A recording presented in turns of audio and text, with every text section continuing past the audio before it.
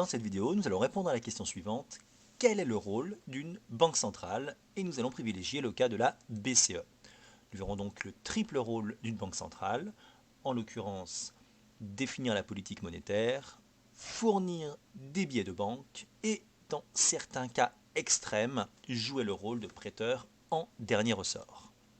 Alors, tout d'abord, nous allons commencer par un petit rappel de l'architecture du système bancaire. Tout en haut de la pyramide, donc du système bancaire, nous avons la banque centrale, également appelée banque de premier rang, également appelée banque des banques. Elle a donc un triple rôle que nous allons voir très rapidement. Juste en dessous, nous avons donc les banques commerciales, également appelées banques de second rang. C'est celles auprès desquelles vos parents et vous-même ont des comptes, hein, que ce soit le Crédit Agricole, la BNP Paribas, la Lyonnaise de Banque, etc. Et donc ces mêmes banques ont des clients, des entreprises, vous, moi, des associations, etc. Ces clients détiennent donc des comptes auprès des banques commerciales, tout comme les banques commerciales détiennent un compte chacune auprès de la banque centrale. La somme détenue sur les comptes qu'ont les banques commerciales auprès de la banque centrale à laquelle on rajoute les billets constitue ce que l'on appelle la monnaie centrale. Alors, quel est le rôle de la banque centrale? Je rappelle que nous allons vraiment nous concentrer sur le cas de la Banque centrale européenne, la BCE. Tout d'abord, conduire la politique monétaire, fournir des billets de banque et jouer le rôle de prêteur en dernier ressort. Alors, l'objectif, en tout cas dans la zone euro, en termes de politique monétaire, c'est la stabilité des prix. Alors, quand on dit stabilité des prix, ça ne veut pas dire qu'il faut que les prix n'augmentent ou ne bougent pas, hein, d'accord? Non, non. Ça veut dire en clair que la BCE considère qu'une hausse approximative de 2% de l'indice des prix à la consommation est un objectif raisonnable. Au-dessus, il y a un risque d'accélération de l'inflation. En dessous, elle considère que ce n'est pas suffisant, parce qu'après, on peut rapidement tendre vers les zéros, vers un risque déflationniste qui malheureusement est destructeur pour l'économie. Alors, tout l'intérêt en fait de la stabilité des prix, c'est que cela va permettre de préserver le pouvoir d'achat de la monnaie au niveau interne. S'il y a trop d'inflation, le pouvoir d'achat va diminuer. Et s'il diminue, effectivement, ça signifie que les agents économiques, par exemple les ménages, auront plus de difficultés à pouvoir consommer, à pouvoir investir. D'un autre côté, la stabilité des prix va également permettre de préserver le pouvoir d'achat de la monnaie au niveau externe. Concrètement, ça signifie tout simplement qu'une dépréciation, autrement dit quand la monnaie, alors au niveau international on parle de devise normalement, mais bon, quand la monnaie perd de la valeur, mais il faut savoir que cela va diminuer son pouvoir d'achat. À titre d'exemple, si l'euro perd de la valeur par rapport au dollar, donc on dit que l'euro se déprécie par rapport au dollar, ça signifie que si vous allez à New York faire des courses, et bien en fait cela va vous coûter plus cher. Alors que si l'euro avait pris de la valeur par rapport au dollar, on parle d'appréciation, eh bien vous auriez pu aller à New York, faire des courses et vous acheter un jean vous aurait coûté bien moins cher que ce que vous aviez prévu. Bon, deuxième rôle de la Banque centrale, celui-là je l'évoque une seule fois dans la vidéo parce qu'il n'y a rien de bien compliqué, hein. Elle a le monopole d'émission des billets de banque tout simplement, c'est-à-dire que c'est la seule à pouvoir en fait fabriquer ses billets, c'est tout.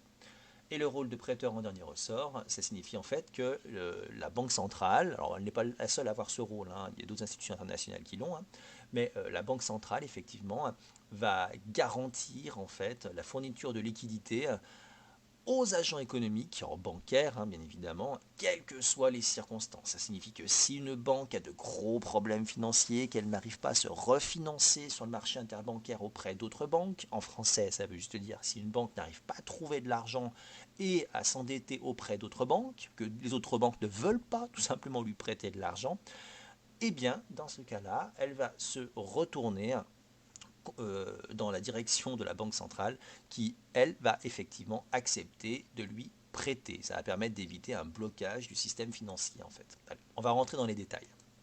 Donc tout d'abord la politique monétaire, et nous allons voir que dans la politique monétaire, les taux d'intérêt directeurs jouent un rôle très très très important, et notamment le taux de refit. Alors la Banque centrale peut influencer la quantité de monnaie en circulation en utilisant ce que l'on appelle ces taux d'intérêt directeurs. notamment le taux d'intérêt de refinancement, taux de refi. En fait, le taux de refinancement, c'est tout simplement le taux auquel les banques vont emprunter auprès de la banque centrale. Pour simplifier, vous, en tant que client, vous allez voir votre banque, vous allez donc emprunter de l'argent auprès de votre banque, en contrepartie de quoi vous allez rembourser le montant emprunté, le capital emprunté, avec en plus des intérêts. Et bien en fait, il faut se dire que pour votre banque, c'est exactement la même chose. La banque va aller sur le marché interbancaire. Donc sur le marché interbancaire, on n'a que les banques commerciales plus la banque centrale qui peuvent intervenir. Vous ne pouvez pas, bien évidemment, ni même les entreprises. Donc la banque va aller sur le marché interbancaire et elle va pouvoir emprunter en fait de la monnaie centrale auprès de la banque centrale. Bien évidemment, elle ne va pas faire cela gratuitement, cela a un coût. Ce coût, c'est ce que l'on appelle le taux de refinancement. Le taux de refinancement, c'est l'un des taux d'intérêt directeurs de la Banque centrale. J'ai dit l'un des parce qu'en fait, il y en a deux autres. On a également le taux de facilité de dépôt. Alors là, c'est tout simplement la rémunération que les banques ont en plaçant leur excès de liquidité auprès de la Banque centrale. Pour faire simple, vous par exemple en tant que client d'une banque, vous avez de l'argent, vous le placez sur un compte, ça va vous rapporter des intérêts. Et bien pour les banques, c'est exactement la même chose. Elles ont un peu trop d'argent, on va dire qu'elles ont un excès de liquidité, et bien en fait, elles vont le laisser sur le compte qu'elles détiennent auprès de la banque centrale. En contrepartie de quoi, la banque centrale donc va leur verser un intérêt. Alors en fait, ce que je dis, c'est un peu faux, malheureusement, ou heureusement, je ne sais pas, c'est un autre problème, dans la mesure où, si l'on prend l'exemple de l'année 2019, il faut savoir que le taux de facilité de dépôt est négatif.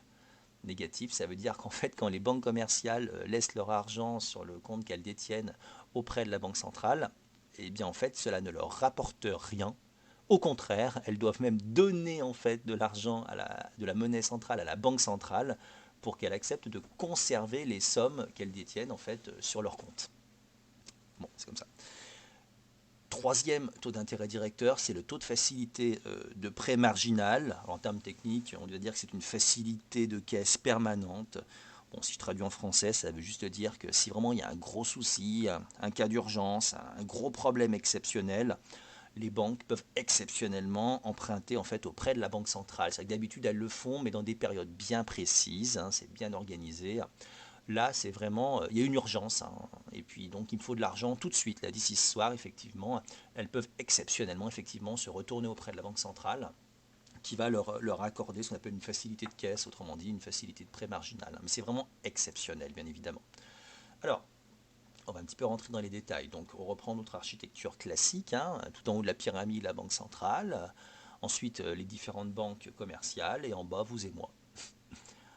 Alors, prenons un exemple d'une hausse du taux d'intérêt directeur. Alors, quand on dit hausse du taux d'intérêt directeur, en fait, on pense au taux de refi, on pense au taux de refinancement, d'accord, le taux auquel les banques vont emprunter auprès de la banque centrale.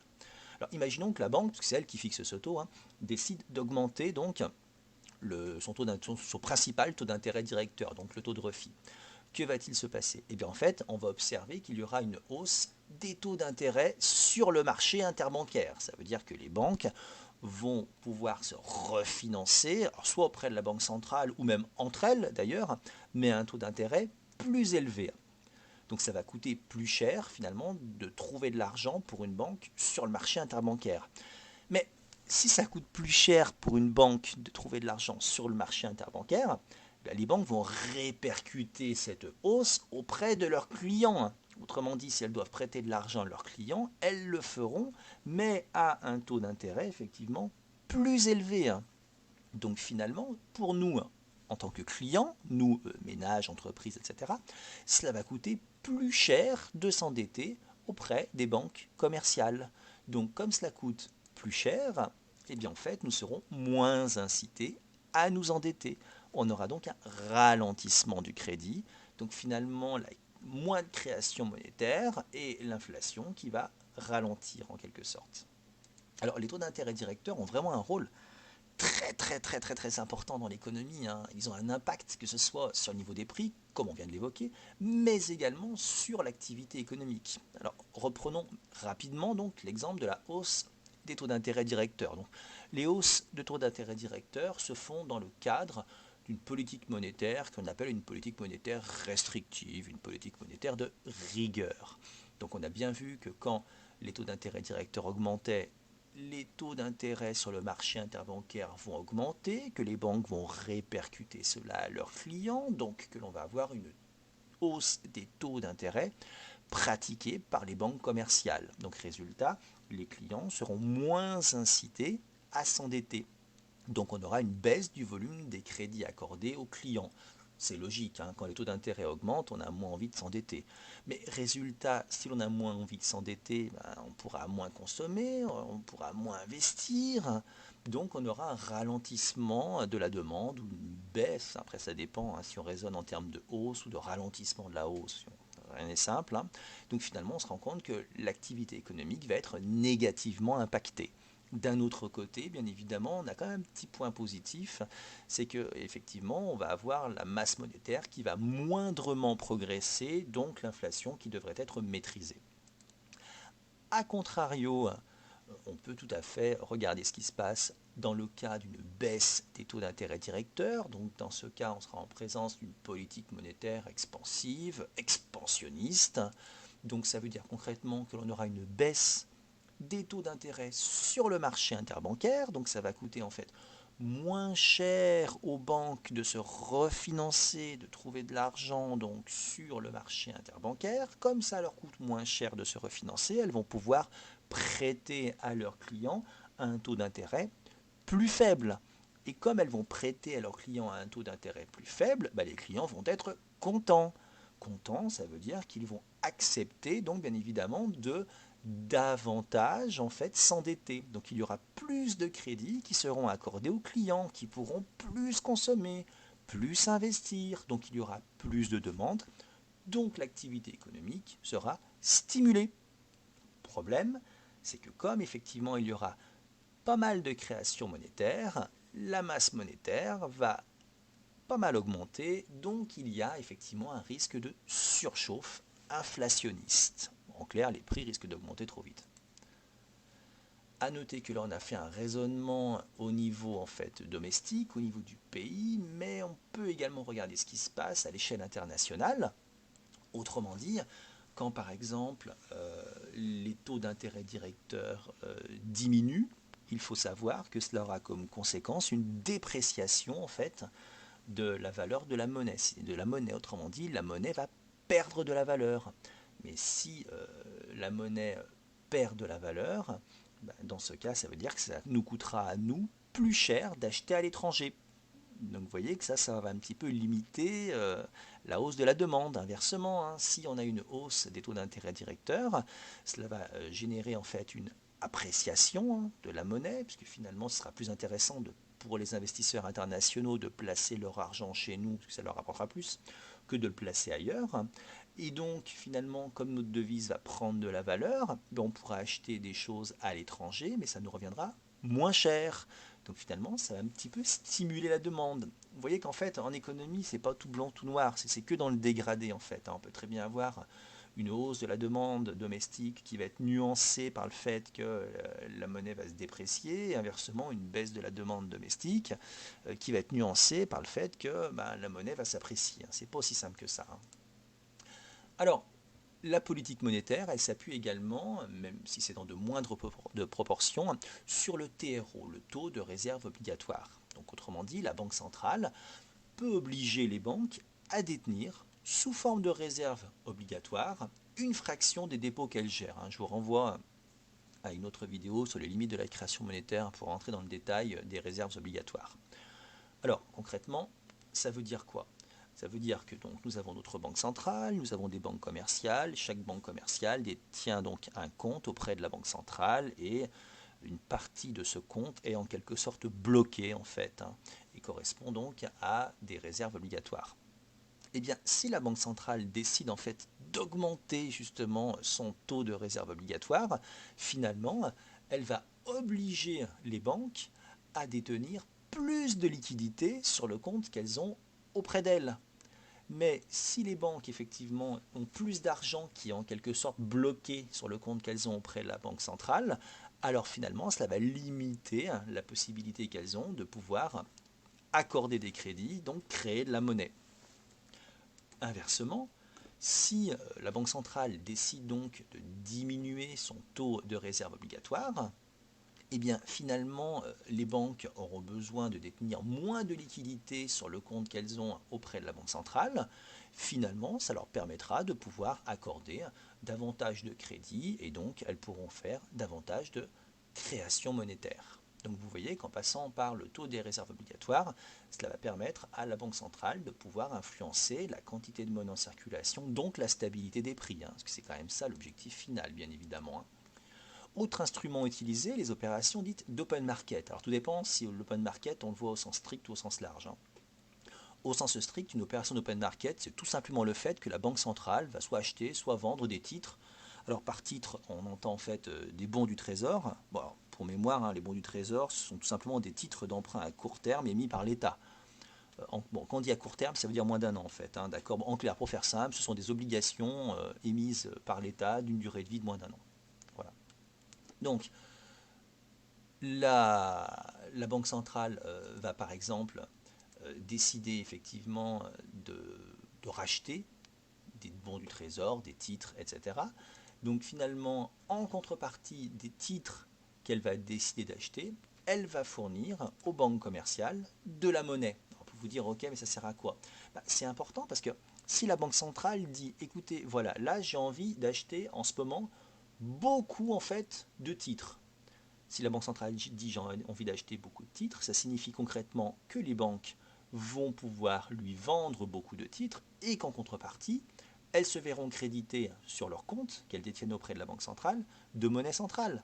Donc, les banques auront plus de liquidités à leur disposition. Et si les banques ont plus de liquidités à leur disposition, eh bien elles vont pouvoir prêter davantage à leurs clients, tout simplement. Et donc prêter davantage, ça veut dire qu'il y aura un impact sur la quantité de monnaie en circulation, sur la masse monétaire. Donc bien évidemment, ça va permettre après, au niveau de la Banque centrale, de pouvoir influencer la quantité de monnaie en circulation. Donc de voir s'il n'y a pas trop d'inflation. Au sens large, les opérations d'open market vont désigner ce que l'on appelle les prises en pension de titres dans le cadre d'une opération de prêt. Alors en fait, c'est un petit peu différent de l'open market au sens strict. Pour faire simple, c'est tout simplement la banque centrale qui va dire en fait aux banques, ben voilà, écoutez, moi je suis prête à vous prêter de l'argent, en contrepartie de quoi vous allez me verser tout d'abord un intérêt, mais il me faudrait également une garantie. Donc, je suis prête à vous prêter de l'argent, mais en contrepartie, vous me versez un intérêt et comme garantie, moi, je suis prête à accepter, par exemple, des bons du Trésor français ou des obligations de tel autre pays, etc. Donc, autrement dit, elle a sa petite liste de titres qu'elle est prête à accepter en fait en garantie. Donc, elle va prendre, tout simplement, on dit qu'elle prend en pension, en fait, d'accord, les titres, par exemple pour une période, on va dire, de 3 mois, et au bout de 3 mois, que se passe-t-il? Eh bien, les banques donc vont récupérer les titres qui avaient été mis en pension auprès de la Banque centrale. Donc, d'un côté, elle va effectivement accepter de leur verser de l'argent, d'accord, sous forme de monnaie centrale, en contrepartie de quoi elle va percevoir un intérêt plus un titre qu'elle prend en pension pendant un certain nombre de mois, et quand en fait l'opération d'open market est terminée, elle rend le titre, en fait, elle rend la garantie à la banque. Et là, l'intérêt, en fait, c'est exactement le même que celui qu'on a vu précédemment, à savoir effectivement que tout va se jouer, si vous voulez, autour de la liste des titres que la Banque centrale va accepter de prendre en garantie. Si la Banque centrale accepte de prendre en garantie une longue liste de titres, ça veut dire que pour les banques, ce sera très facile de trouver des liquidités, de trouver de la monnaie auprès de la Banque centrale. Et donc elles pourront facilement trouver de la monnaie, donc elles pourront ensuite facilement, bien évidemment, prêter aux autres agents économiques. Inversement, si la Banque centrale réduit la liste de titres qu'elle est prête à prendre en garantie, ça sera plus compliqué pour les banques de trouver en fait de l'argent auprès de la banque centrale. Et donc vous voyez que dans les deux cas, ça aura un impact sur la quantité de monnaie en circulation, donc sur l'évolution du niveau général des prix.